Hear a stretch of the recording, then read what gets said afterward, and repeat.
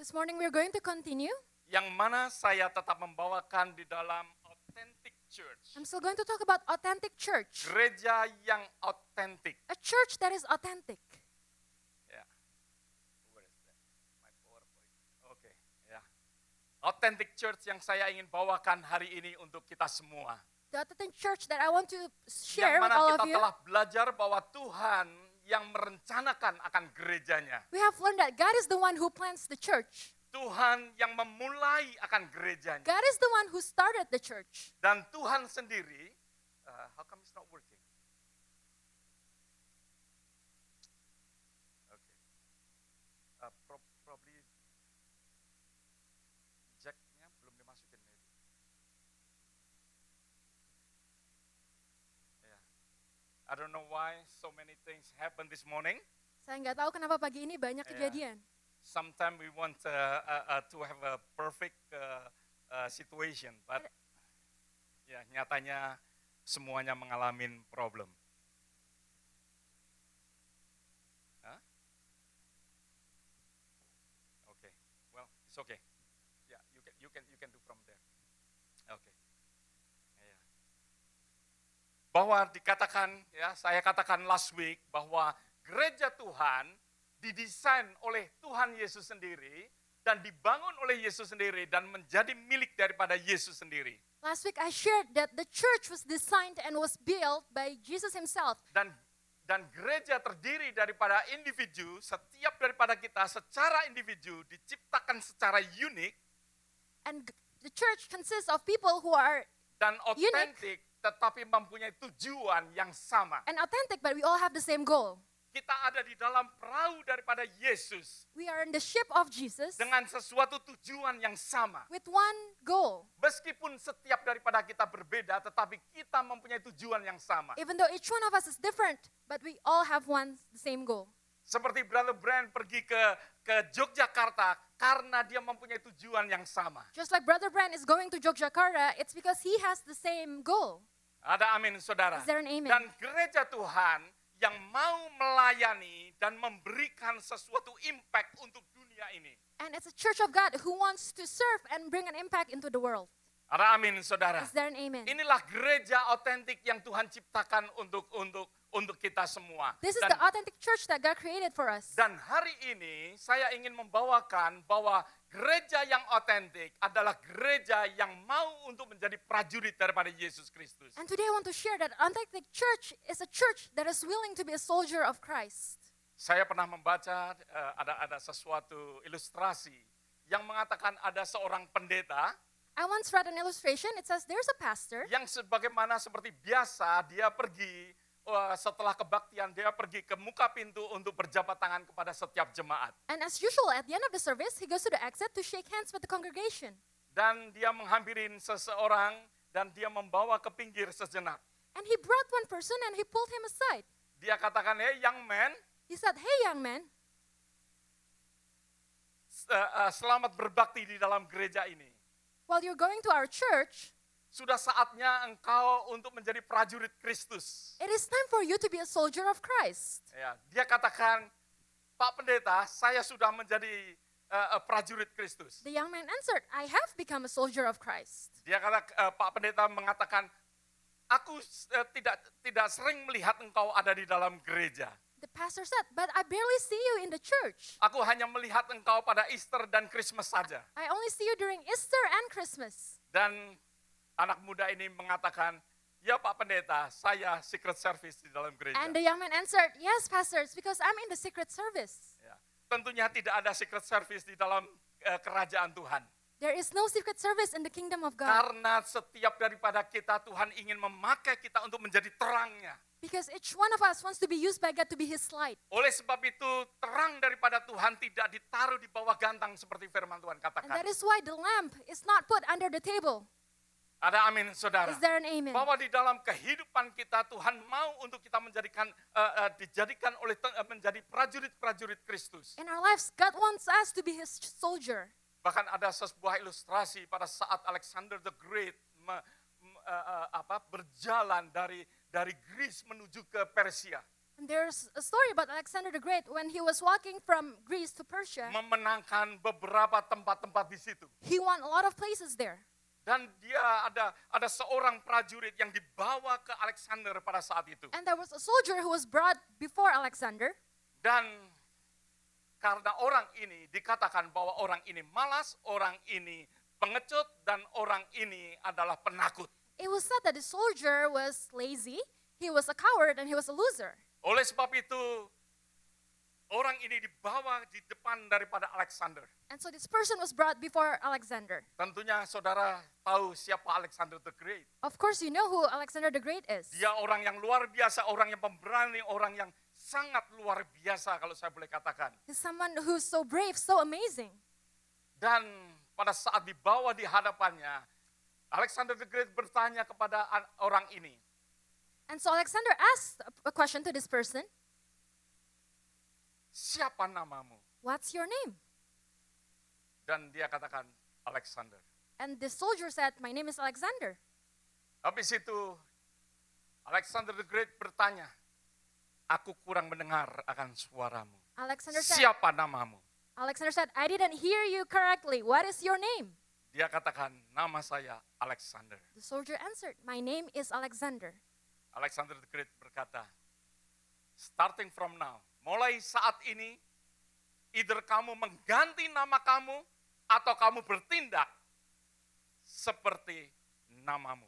Alexander answered, starting from now, either you change your name or you change your conduct.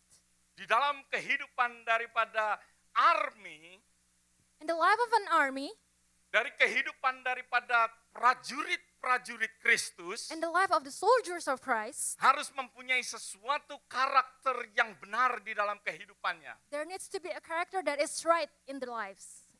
Kalau kita boleh perhatikan pada saat-saat seperti apa yang dihadapin oleh dunia pada saat ini. If we pay attention to the circumstances that are going on in the world right now, Bahkan kalau kita boleh melihat di dalam dunia militer pada saat ini. even if we look at the military world right now, Terutama di Amerika khususnya. especially in the United States, Banyak orang-orang join army karena mereka untuk mendapatkan benefit sehingga dia dapat bersekolah. there are so many people who join the army because they want to get their tuition paid in school. Karena mereka mendapatkan akan insurance. Because they want to get insurance. Karena mungkin bahkan untuk mendapatkan green card atau citizenship. Or maybe because they want to get green card or citizenship. Sudah terbukti beberapa saat pada saat Amerika ingin menyerang akan Irak. It has been proven many times. For example, when the United States wanted to attack Iraq, Yang mana banyak tentara-tentara yang tidak mau berangkat perang. there were a lot of soldiers who didn't want to go to war. Ada beberapa daripada mereka yang menyatakan dengan belak-belakan bahwa aku join army ini untuk aku mendapatkan benefit. Some of them said, frankly, I joined the army because I wanted to get the benefits. Bukan aku untuk maju perang. Not dia because I katakan. wanted to go to war. Banyak hal yang terjadi di dalam kehidupan daripada manusia yang join di dalam army ini. A lot of things happen in the lives of the people who join army. Mentality yang demikian banyak terjadi juga di dalam gereja Tuhan. Such mentality also happens a lot inside the church. Banyak orang Kristen hanya mau akan keselamatan. A lot of Christians, they just want the salvation. Banyak orang-orang Kristen hanya mau berkat-berkat Tuhan. They just want the blessings. Banyak orang-orang Kristen banyak mau karena perlindungan daripada They Tuhan. just want the protection from God. Bahkan banyak orang Kristen pergi ke gereja mungkin yang paling buruk yaitu hanya untuk cari jodoh. Even some people, the worst case, they only go to church because they want to find a soulmate. Enggak salah saudara, memang di gereja banyak orang yang baik. It is not wrong. There's a lot of good people in the church. Tetapi saya katakan bahwa kita sebagai prajurit daripada Kristus, Tuhan tidak memanggil kita untuk mendapatkan benefit dengan benefit dan lain sebagainya itu. But as a soldier of Christ, God is not only calling us to receive the benefits. Tuhan memanggil kita untuk maju berperang. God is calling us to go to war. Tuhan memanggil kita dengan sesuatu tugas khusus. God is calling us with a special duty. Gereja Tuhan memang saya gambarkan sebagai perahu atau sebagai kapal. The church of God, I illustrate as a ship. Tetapi gereja Tuhan bukan sebagai kapal pesiar. But it is not a cruise ship. Gereja Tuhan sebagai kapal perang. It is a battleship. Setiap daripada kita untuk kita menyadarin akan hal ini.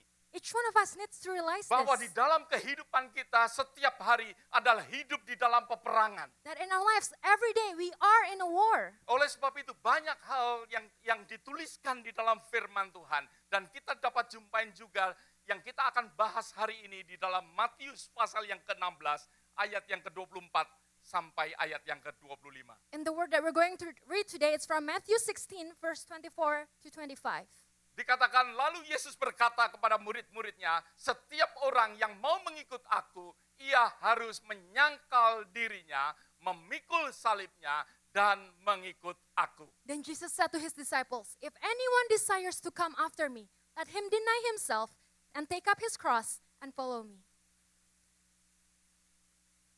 Yang mana di dalam ayat 25 dikatakan, karena barang siapa mau menyelamatkan nyawanya, ia akan kehilangan nyawanya. Tetapi barang siapa kehilangan nyawanya, karena aku, ia akan memperolehnya. Verse 25, for whoever desires to save his life will lose it, but whoever loses his life for my sake will find it. Kalau kita baca di dalam ayat ini tidak menyatakan benefit sedikit pun tentang murid daripada Kristus. These verses do not even mention the benefit of being a disciple of Christ. Di dalam Matius pasal yang ke-16 berbicara di dalam gereja yang dibangun oleh Yesus Kristus. Matthew 16 speaks about a church that was built by Jesus Christ. Tuhan Yesus membangun akan gerejanya. He built his church. Seperti saya katakan, dia yang merencanakan, dia yang membangun atau memulainya, dan gereja menjadi milik daripada Yesus. As I said, he is the one who plans and builds a church, and the church is his.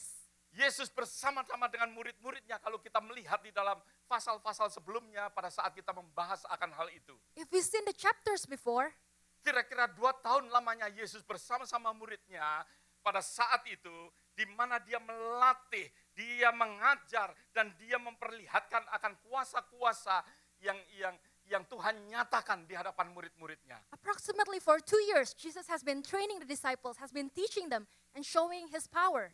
Bagaimana murid-murid Tuhan melihat orang tuli mendengar. The disciples saw how the deaf could hear, Melihat bagaimana mata orang buta melihat. how the blind could see, Bagaimana orang lumpuh berjalan. how the paralyzed could walk, Bagaimana seorang anak perempuan dibangkitkan oleh Tuhan. how a girl was risen from the dead. Bahkan Yesus berjalan di atas air. Petrus pun mengikuti Yesus berjalan di atas air. Even Jesus walked on water, and Peter did the same thing. Bagaimana Yesus memberi makan 5.000 orang laki-laki, dikatakan tidak termasuk anak-anak dan wanita. How Jesus fed 5,000 of men, not including women and children, Hanya dengan 5 roti dan 2 ikan. with only 5 loaves of bread and 2 fishes. Semua dinyatakan oleh Tuhan akan hal itu. All was revealed by Jesus. Dan kita melihat di dalam ayat yang selanjutnya, karena semakin pendek akan waktu daripada Tuhan. And we see in the next verse that Jesus' time at the time was getting shorter. Dia ingin meyakinkan kepada murid-muridnya. He wanted to assure the disciples. Oleh sebab itu last week saya katakan, supaya pengertian dengan jelas bagaimana Tuhan ingin memakai akan gerejanya. That's why last week I said, I want us to get a clear understanding of how God wants to use his church. Dan kita telah melihat bahwa Tuhan merencanakan, Tuhan memulainya atau membangun, dan di mana Tuhan mengatakan gereja menjadi milik daripada dia, dan dia akan menyertai sampai akhir zaman. And we see how God plans the church. He builds it, and how he will always be with the church. Bahkan Yesus meyakinkan lebih lagi dengan sesuatu pertanyaan. Jesus even reassured once again with a question. Menurut kamu siapa aku? Yesus katakan. Who do you think I am? Jesus said. Dan Petrus menjawab, engkau adalah Mesias, anak Allah. And Peter said, you are the Messiah, the Yesus Son of the living God. Yesus berkata benar. Jesus said, that's correct what you said. Dan disinilah kita mendapatkan sesuatu fondasi yang benar bahwa gereja, kehidupan daripada gereja yaitu untuk keselamatan. And this is where we get the right foundation, that the church is all about salvation. Bahkan apa yang saudara lihat di dalam ayat ini, Even what you see in these verses, Yesus meyakinkan lebih lagi untuk gerejanya. Jesus reassured the church once again bahwa ada sesuatu syarat dan panggilan sebagai murid, sebagai gereja Tuhan. there's a calling for the church as his disciples. Yang dikatakan setiap orang yang mau mengikut aku, ia harus menyangkal diri, memikul salibnya dan mengikut aku. It says that if anyone desires to come after me, let him deny himself and take up his cross and follow me. Sesuatu panggilan sebagai prajurit Kristus A calling to be a soldier of Christ. untuk mau memikul akan salibnya. To be willing to take up his cross. Yang mau untuk menyangkal akan dirinya. Who wants to deny himself. Bukan hanya sesuatu benefit-benefit saja. Not just about the benefits. Semuanya ini hanya bonus yang diberikan atau karunia yang diberikan untuk kita. All of this are just bonus or Hanya grace that is kasih given to anugerah us. yang Tuhan berikan. It's just grace that God has given. Tetapi di dalam kehidupan kita sebagai anak-anak Tuhan atau murid Tuhan, But in our lives as God's disciples, Tuhan menjadikan kita untuk menjadi prajurit-prajurit Kristus. God has made us the soldiers of Christ.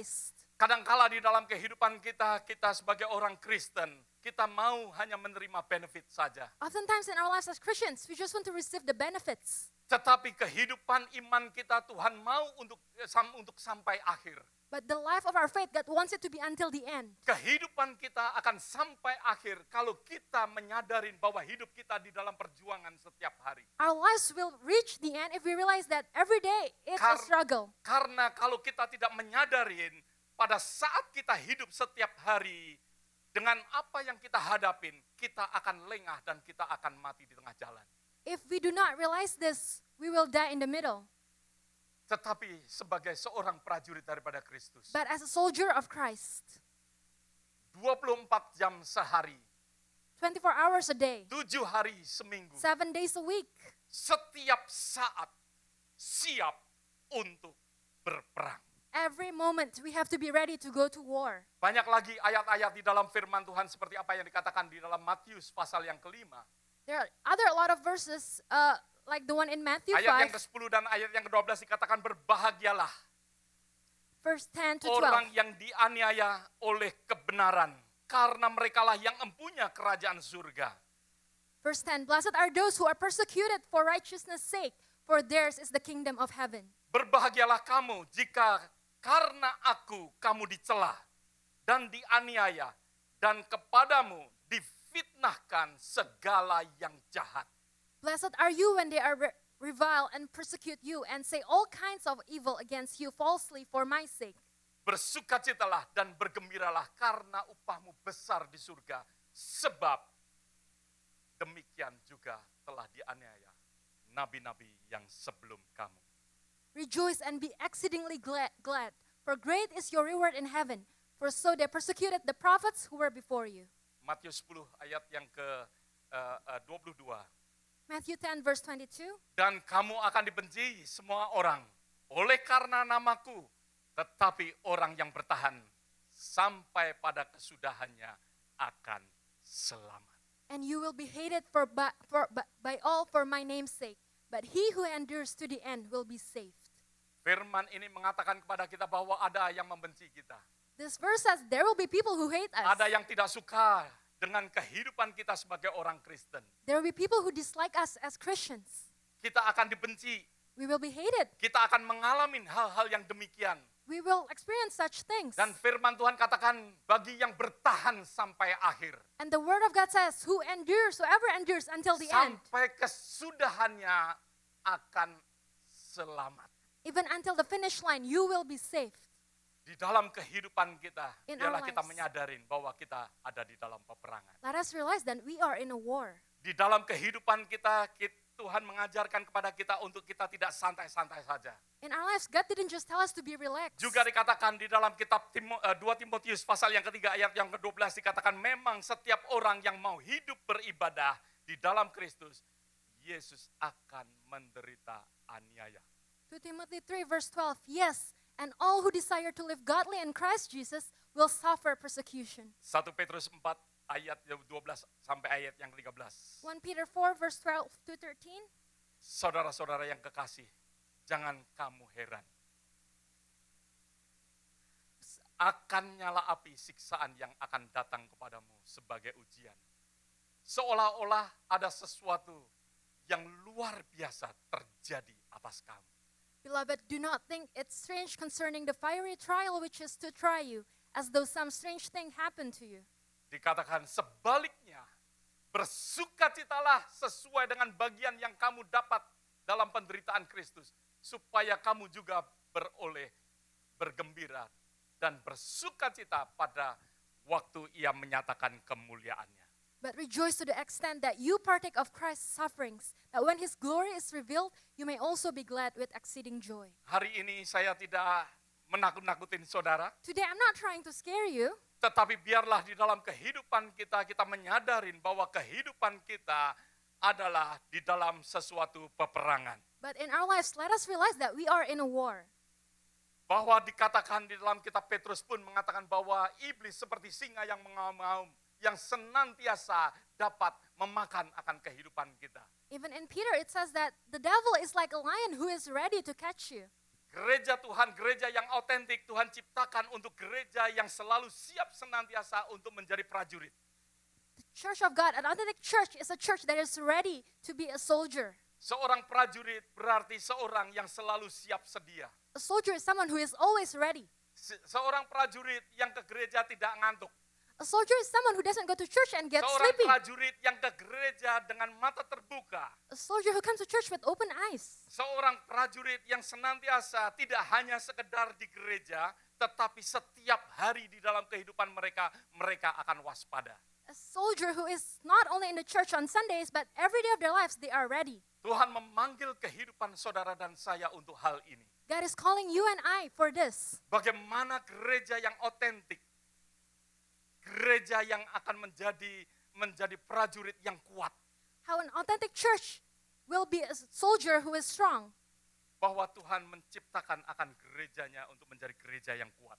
God has created his church to be a strong church. Kalau orang Kristen tidak menyadari akan hari ini, maka dari itu gereja akan menjadi gereja yang lemah. If Christians do not realize this, the church will be weak. Gereja yang mudah sekali untuk dikalahkan. A church will be easy to be defeated.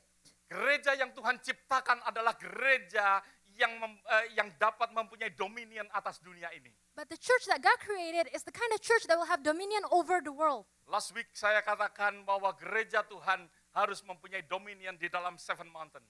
Last week I said that the church of God has to have dominion over 7 mountains. Ada amin, saudara. Is there an amen? Di dalam dunia family, di dalam dunia bisnis, di dalam dunia politik, di dalam dunia entertainment, di dalam dunia media, ya semuanya ini Tuhan mau untuk kita mempunyai dominion atasnya. In all these different worlds, God wants us to have dominion over those. Kalau gereja Tuhan adalah gereja yang lemah, maka dari itu tidak akan berkuasa. If the church of God is weak, it will have no power. Berapa banyak katakan amin bahwa Tuhan menciptakan saudara dan saya to have dominion. How many of us say amen that God created us to have dominion?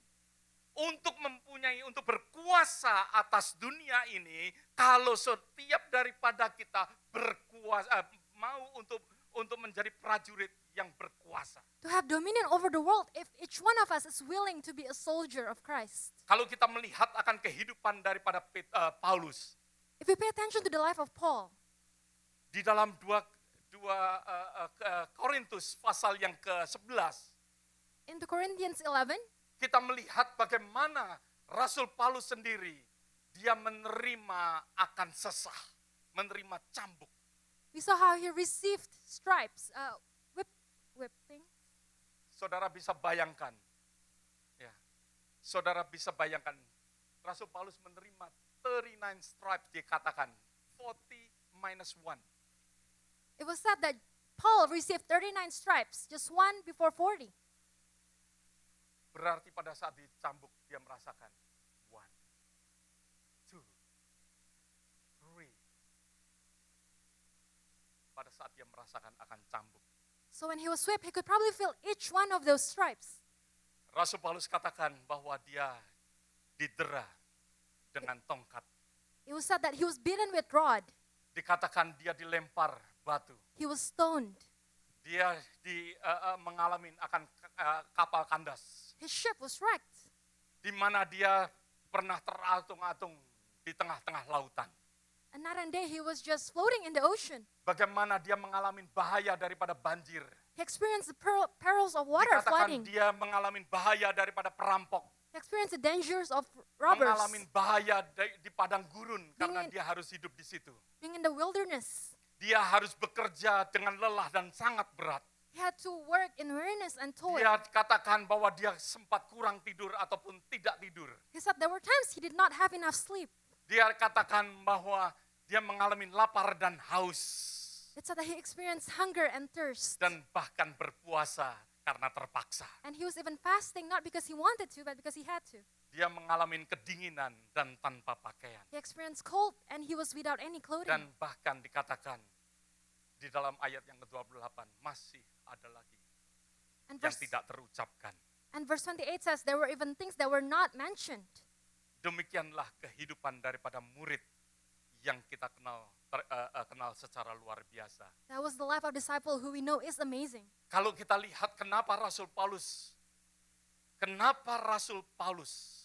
perhatikan, kenapa Rasul Paulus sudi atau mau mengalami semuanya ini. If we see why was Paul even willing to experience all this? Karena tidak lain dia katakan worth it. Because he said it was worth it. Dengan keselamatan yang dia terima. With the salvation he received, Dengan undangan sebagai teman sekerja daripada Allah. with the invitation to be Jesus' partner, Worth it untuk melayani bahkan sampai mati. it was worth it to serve or even until he died. Tahukah saudara bahwa semua murid-murid daripada Tuhan, termasuk Paulus, hanya satu, semuanya mati dibunuh dan hanya satu yang Tuhan izinkan tidak mengalami execute. Did you know that all the disciples of God except one was actually killed? Yang tidak mengalami hanyalah Yohanes. That one person was John. Tetapi murid-murid yang lain, mereka semua mengalami aniaya. But all the other disciples, they experienced persecution. Puji Tuhan kalau kita enggak mengalami akan hal itu pada saat ini. Praise God if we do not experience this today. Tetapi kita melihat beberapa saat yang terjadi. Bagaimana orang-orang Mesir yang harus kehilangan. Orang-orang Koptik yang kehilangan kepalanya. But we see just a while ago, Egyptians, Coptic people who lost their heads. Puji Tuhan kalau kita enggak mengalami akan hal itu, kita mengucap syukur. Itu kasih anugerah daripada Tuhan. We give thanks that it is grace that we do not have to experience this. Tetapi intinya, setiap daripada kita, kalau firman Tuhan nyatakan di dalam kehidupan kita, akan terjadi, bisa terjadi, dan kapan saja, kalau Tuhan izinkan akan terjadi di dalam kehidupan kita. But the point is the word of God says that this will happen or this might happen. This can happen anytime if God allows it to happen. Tetapi Tuhan ingin untuk kita menyadarin akan hal ini bahwa Tuhan menyertai sampai akhir zaman. But God wants us to realize this, that He will be with us until the end. Janji daripada Tuhan bahwa Dia adalah Immanuel. The promise of God is that He is Emmanuel. Tuhan yang akan menyertai akan kehidupan kita. He will be with us. Rasul Paulus menerima akan semuanya ini. Paul received all of this Karena ada sesuatu keyakinan yang dia nyatakan di dalam Kisah Para Rasul pasal yang ke-26. Ayat yang ke-17 dan ayat yang ke-18. because he had belief in Acts 26 verse 17b to 18. Rasul Paulus berkata, dan Yesus berkata, aku akan mengutus engkau kepada mereka It says, untuk membuka mata mereka supaya mereka berbalik dari kegelapan kepada terangnya dan dari kuasa iblis kepada Allah supaya mereka oleh iman mereka kepadaku memperoleh pengampunan dosa dan mendapat bagian dalam apa yang ditentukan untuk orang-orang yang dikuduskan. to whom I now sent you, to open their eyes, in order to turn them from darkness to light, and from the power of Satan to God, and they may receive forgiveness of sins and an inheritance among those who are sanctified by faith in me. Rasul Paulus menyatakan di dalam Kisah Para Rasul bahwa karena Tuhan yang mengutus dia, Paul declared in Acts 26 that it was God who sent him, mengutus kepada orang-orang supaya mereka berbalik daripada kegelapan kepada terang. who sent people to turn them from darkness to light. Dan keyakinan inilah yang Rasul Paulus katakan worth it. This was the belief that Paul said was worth it, Sangat berharga. very valuable. Rasul Paulus rela mengalami akan semuanya itu. Paul was willing to experience all the sufferings. Semuanya sangat berharga bagi Rasul Paulus. Everything was valuable for Paul.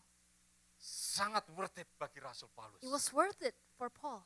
Oleh sebab itu, dengan bagaimana dia menyangkal diri dan memikul akan salib, And that was why he was willing to deny himself and take up his cross. dia menjadi prajurit Kristus And yang he- setia. And he became a faithful soldier of Christ. Dan panggilan inilah yang Tuhan berikan kepada gerejanya. And this is the calling that God has given to the church. Dan gereja yang disertai Tuhan sampai akhir zaman. A church that will be with God until the end. Saudara melihat bahwa apa yang kita boleh lihat semuanya ini nyata. Kadangkala di dalam kehidupan kita, mungkin kita tidak mengalami persecution seperti apa yang dialami oleh saudara-saudara kita yang lain. We see that all these things were real. Maybe we do not experience all this persecution ourselves. Seperti saya katakan, itu adalah kasih anugerah. That is grace.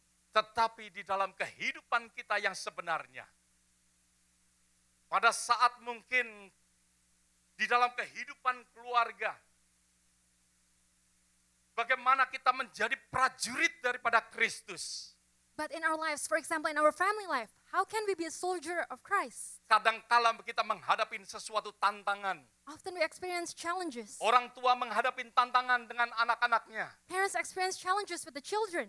Bagaimana kita harus bersikap sesuatu kesetiaan sebagai prajurit Kristus. How can we act as a faithful soldier of Christ? Bagaimana kadangkala kita menghadapi sesuatu tantangan di dalam keluarga. Sometimes we experience challenges in the family. Pada saat mungkin tidak ada makanan. Maybe sometimes there's no food. Pada saat mungkin kita menghadapi kekurangan. Maybe we experience a lack of something. Bagaimana kita menghadapinya sebagai prajurit Kristus? How do we face this as a soldier of Christ? Bagaimana kita bisa membayangkan apa yang terjadi di dalam kehidupan Paulus pada saat tidak ada makanan? How can we imagine what Paul was going through when he had no food? Bagaimana pada saat kita mengalami sakit? How when we experience sickness? Hal-hal yang saya sampaikan bukanlah persecution seperti apa yang dialami oleh saudara-saudara yang saya katakan orang-orang daripada Koptik yang hilang kepalanya. Such things are probably not persecution that the Coptic had to face. Tetapi setiap saat, setiap hari, saudara dan saya menghadapi akan hal-hal di dalam kehidupan ini. At each moment of every day, we all experience different things in our lives. Tuhan mengajarkan kita untuk menjadi prajurit, untuk menjadi orang-orang yang setia, yang tough di dalam Kristus Yesus. God wants us to be a soldier who is tough and faithful. Bahkan dikatakan iman yang tidak terombang-ambing.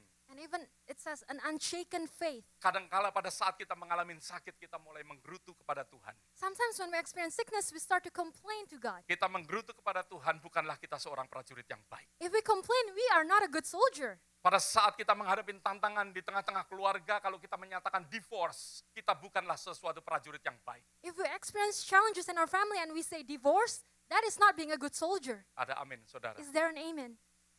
Pada saat tantangan di dalam keluarga dan kita lari dari rumah kita, anak-anak dengarkan akan hal ini.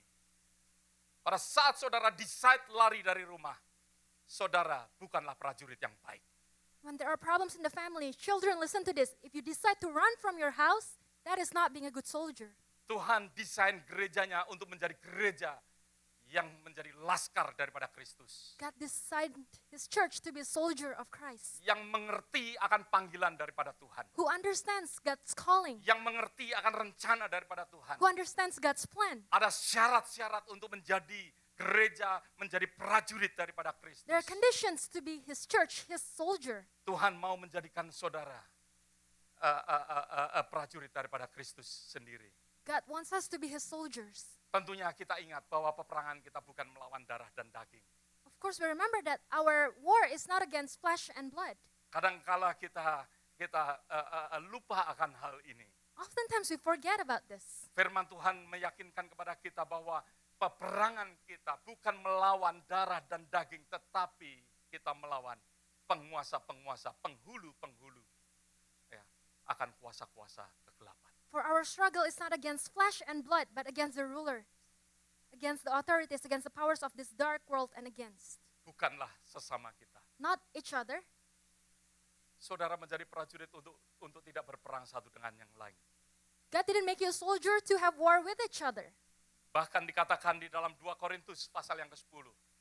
In 2 Corinthians 10, Dikatakan karena senjata kami dalam perjuangan bukanlah senjata duniawi, melainkan senjata yang diperlengkapi dengan kuasa Allah. for the weapons of our warfare are not carnal, but mighty in God for pulling down strongholds. Yang sanggup untuk meruntuhkan benteng-benteng. Kami mematahkan setiap siasat dan merubuhkan setiap kubu yang dibangun oleh keangkuhan manusia untuk menentang pengenalan akan Allah. Kami menawan segala pikiran dan menaklukkannya kepada Kristus. Casting down arguments and every high thing that exalts itself against the knowledge of God, bringing every thought into captivity to the obedience of Christ. Kadangkala selain kita lupa bahwa peperangan kita bukan melawan darah dan daging, sehingga kita melawan akan sesama kita. Sometimes not only we forget that our war is not against flesh and blood, that we attack each other. Lawan saudara dan saya bukanlah orang Muslim. Our enemies are not the Muslims. Halo, Hello. lawan daripada saudara bukan ISIS, Our enemies are not ISIS. tetapi peperangan kita adalah penguasa, penghulu, But our roh-roh di udara dikatakan. but our enemies are the rulers, the authorities, the powers of this dark world. Kadangkala kita memerangin akan orangnya, tetapi kita lupa untuk mematahkan akan roh-roh penguasa yang menguasai mereka. Oftentimes we attack the people, but we forget to break down the power of the dark world. Bahkan di dalam kehidupan kita, di dalam kehidupan saudara dan saya, seringkali kita memakai cara-cara duniawi.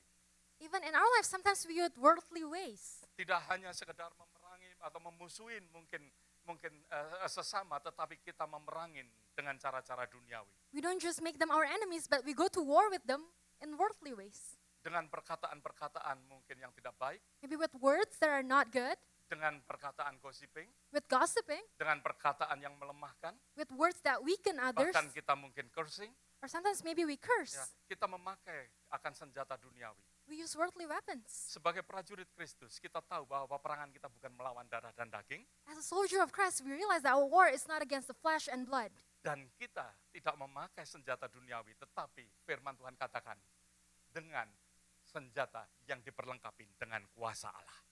We're not supposed to use the weapons of the world, but we use divine power from God. Bagaimana senjata yang diperlengkapi dengan kuasa Allah? What are the weapons that are equipped by God's power? Senjata di mana kita serahkan kepada Allah, There are weapons where we surrender to God. yaitu senjata yang diperlengkapi oleh Allah. Weapons that are equipped by God. Dan kehidupan kita pun, kita menyatakan apa yang ada di dalam perlengkapan senjata Allah, yaitu tertulis di dalam kitab Efesus pasal yang ke-6 ayat yang ke-11. It says that we are equipped by the weapons of God in Ephesians 6 verse 12. Ya, oke. Ya. Disinilah perlengkapan senjata Allah. Berketopongkan apa? Keselamatan. Keselamatan harus menjadi tempat yang tertinggi di dalam kehidupan saudara. It is the weapons that God has prepared, the helmets of salvation. Salvation has to be the highest in our lives. Harus memikirkan tentang keselamatan. We have to think about salvation. Keselamatan yang utama di dalam kehidupan kita. Salvation is the main thing in our Ada lives. amin, saudara. Is there an amen? Yang mana kita dikatakan di dalam breastplate, berbaju sirahkan akan apa? Kebenaran. Breastplate of righteousness. Di mana dikatakan kita berikat kebenaran, righteousness, keadilan dan berikat pinggangkan akan kebenaran. Loins gird about with truth. Ya, with gird about, Oh. ya, Gird about the the ya, truth. ya. Dan dikatakan bahwa dengan sword of the spirit And the sword of the Spirit, pedang roh, dan juga perisai iman and the shield of faith.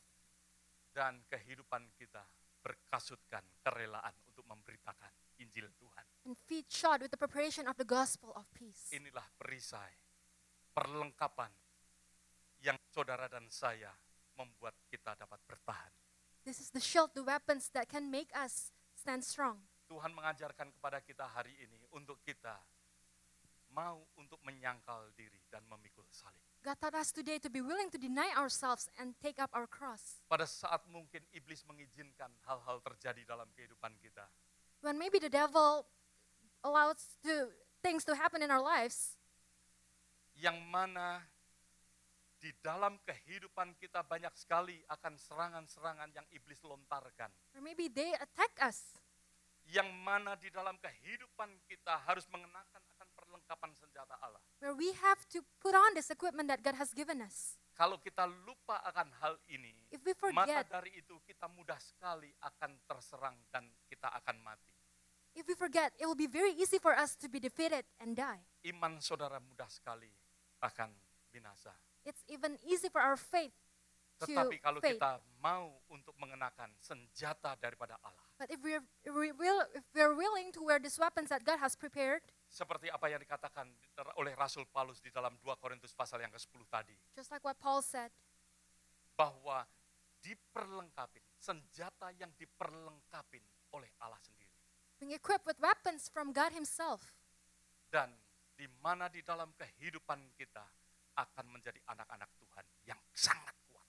and how in our lives we will be children of God who are strong. Kalau anak-anak Tuhan kuat, berarti gereja Tuhan akan menjadi gereja yang kuat. If the children of God are strong, the church will be strong. Gereja kuat akan menjadi gereja yang akan menjulang tinggi. A church that is strong will be high up. Yang gereja yang mana di mana Tuhan akan pakai akan kehidupan kita untuk membawa akan terang Kristus. A church that God will use to bring His light. Oleh sebab itu di dalam kitab Timotius dikatakan bahwa ikutlah menderita sebagai seorang prajurit yang baik dari Kristus Yesus. And that is why in Timothy it says that let us become the soldiers of Christ.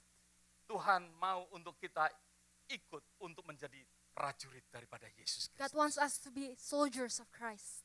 Bahkan dikatakan dalam kitab Roma untuk mengenakan senjata terang dan senjata itu adalah Kristus sendiri. Even in Romans it says that we are to put on the weapons, and that weapon, it's Christ Himself. Kristus Yesus sebagai perlengkapan senjata terang kita. Christ Himself as our weapon. Karena Tuhan ingin memakai kita untuk menjadi prajurit untuk mengalahkan kegelapan. Because God wants us to be soldier to defeat the dark. Kalau saudara menyadarin dunia ini mengalami kegelapan, If you realize that the world is experiencing darkness, seringkali saudara menggerutu karena keadaan dunia ini. oftentimes we complain about the world situations Karena dunia ini mengalami akan kegelapan. because the world is experiencing darkness. Di mana kalau ada gelap, maka dari itu dibutuhkan akan terang. Wherever there is dark, it needs light. Dan saudara adalah terangnya. And you are the light. Oleh sebab itu Roma katakan, kenakanlah senjata Kristus. And that's why Romans says, put on the weapons that God has given you. Kristus sebagai terang yang menerangi akan dunia yang gelap ini. Christ as the light that defeats the darkness Di dalam kehidupan saudara, in our lives. Tuhan ingin untuk kita menjadi prajurit Kristus. God wants us to be His soldier, the soldier of Christ. Prajurit Kristus yang gak santai-santai, The soldier of Christ that is not just relaxing, tetapi prajurit Kristus yang selalu siap. but the soldier of Christ who is Prajurit always ready, Kristus yang selalu mau dan rela untuk maju who is willing to go into war pada saat Tuhan membutuhkan. when God needs it. Prajurit Kristus yang selalu waspada. Soldier of Christ who is always ready and cautious. Ada amin saudara? Is there an amen? Mari